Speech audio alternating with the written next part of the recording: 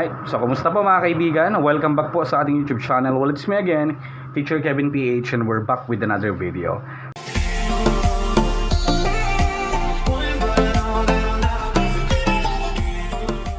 So ngayon magbabahagi lang ako ng ilang mga tips na pwede natin gawin kung mahina ang ating internet connection.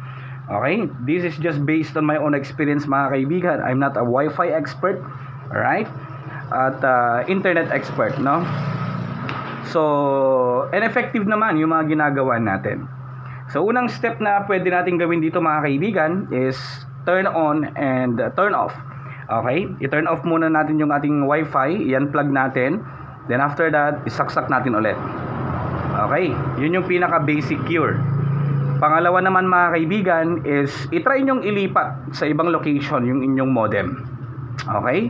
I-try nyong ilipat yung inyong modem sa ibang location, ibang parte ng inyong tahanan. Baka naman nagkataon lang na mahina yung sagap ng Wi-Fi natin sa lugar kung saan nyo nilagay ito. So pangatlo natin mga kaibigan, resetting. Ano ba ang gagawin natin kung magre-reset tayo ng ating modem?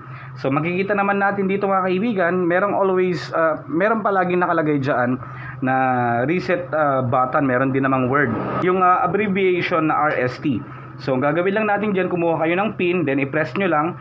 Then after that, basta naka-turn on siya, i-press nyo yan ng matagal hanggang kahit mga ilang segundo.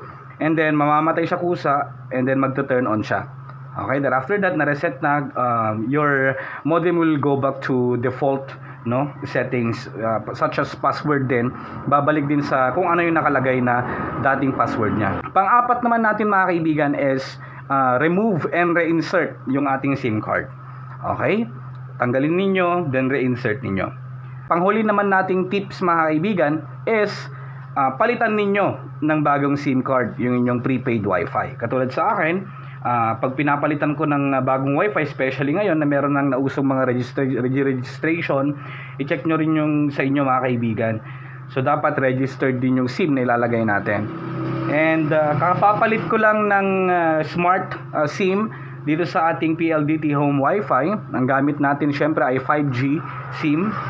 So napalitan na natin, and so far okay naman yung kanyang performance. Malakas naman siya mga kaibigan, kahit na nasa second level lang siya. Meron ding times na nag-reach siya into third or fourth level. That means super taas or malakas yung ating internet connection. And syempre panghuling note natin, siguraduhin ninyong merong laman, merong load yung inyong PLDT Wi-Fi. So ganito lang kasimple, or yung SIM card mga kaibigan, siguraduhin nyo lang na meron siyang load, meron siyang laman. Okay? So yun lang yung tip natin, at huwag niyo pong kakalimutan mag-subscribe mga kaibigan, na way mag-work po ito sa inyo. Yun lang naman yung basic na ginagawa natin once na nakaka-experience tayo ng paghina ng ating internet connection. Maraming salamat, at huwag niyo pong kakalimutan mag-subscribe.